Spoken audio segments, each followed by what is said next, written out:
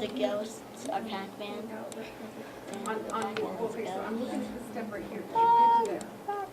So that line segments, you can just move your guys around. Well, actually, But on rays, this is ray that starts at this point and goes to the B and keeps going. So you're gonna pick out a 4 and you're gonna pick out a main square. You'll have an in left. the point of the game is to make the other guy run into your light pit or make him fall into the pits. Point of this game. You're gonna pick out a 4 and you're gonna pick out a main square. You'll have an in left. We were just so impressed. We're like, wow, we get to make Pac-Man, we get to make Frogger, and I made a Space Invaders game, and then we get to create our own games, and it was just so much fun. And then we're like, okay, now we got to try to teach these kids, and everybody that was there weren't really elementary teachers.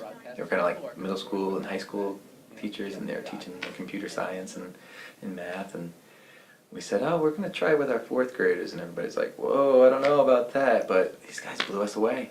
They were doing more in a half a day than it took us than we did in like 3 days. You know, I was like, holy cow, these guys are amazing. There are some problems.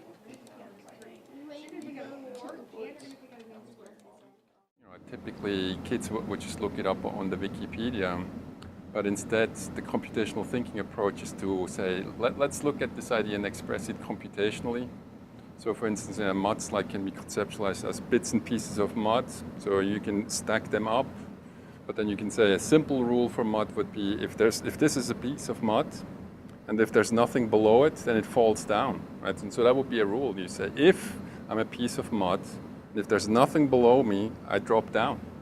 And then you take this idea, you express it computationally as a rule, like if there's nothing below me, I drop down.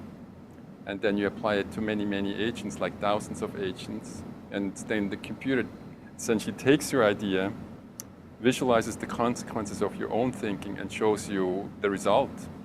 And so you reconceptualize this idea, and you get a sense of how it really could work by expressing these rules and having the computer help you to really understand how science works. What? You're going to take out a 4. You have to do the order of operations. You have to do, you know, you have to kind of have some common sense, you know, like, well, I shouldn't have, like, cars filling up the whole road or else it's impossible, you know?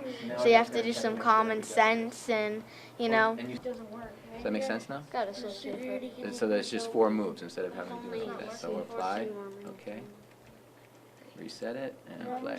See what happens. Oh, now you're in trouble. Now they're chasing you. They're coming after you, man. Look out! I just don't know how to do Game Master. With what? I don't know my Game Master anymore. Game Master. I think this definitely helps them think and problem solve, because it's, you know, well, it's got to be sequential and logical, and if there's a problem here, it's got to be something that we did here, so they can figure that out. You know, the computer doesn't make the mistake; it's what we put into it. So I think they're starting to figure that out. It takes, you know, you have to have, it's not like a one-day project, oh, I can just do this in an hour, you know? You have to put some thought into it and really. All the ghosts are Super Pac-Man with hammers. I've designed 2 so far. Well, actually, I tried making 3, and just kind of started my 3rd one. So it's this whole negative backlash that, you know, when we ask kids and say, what do you think about programming at the middle school level? They say, oh, programming, that's hard and boring. And that's not a trade-off. It's not that they say, oh, it's hard, but if I do it, it's going to be very fulfilling. It's just, from their point of view, hard and boring. So it's a kind of skill that really doesn't get much of their attention, and ultimately they don't really care about any kind of computing related careers, and consequently, you know, we have a hard time to create the next generation of our 21st century workforce. These ones right here. Boom, boom, boom, boom. So I go delete. 1, 2, 3. My favorite part of class is just designing games. That's what I want. That's what I've always wanted to do when I grow up. Yeah? Mm-hmm. Why? Because just computers are so interesting. They're so amazing. Sometimes I think, sometimes I'm playing video games and I'm thinking, now how would they design that? I'm thinking things like that sometimes.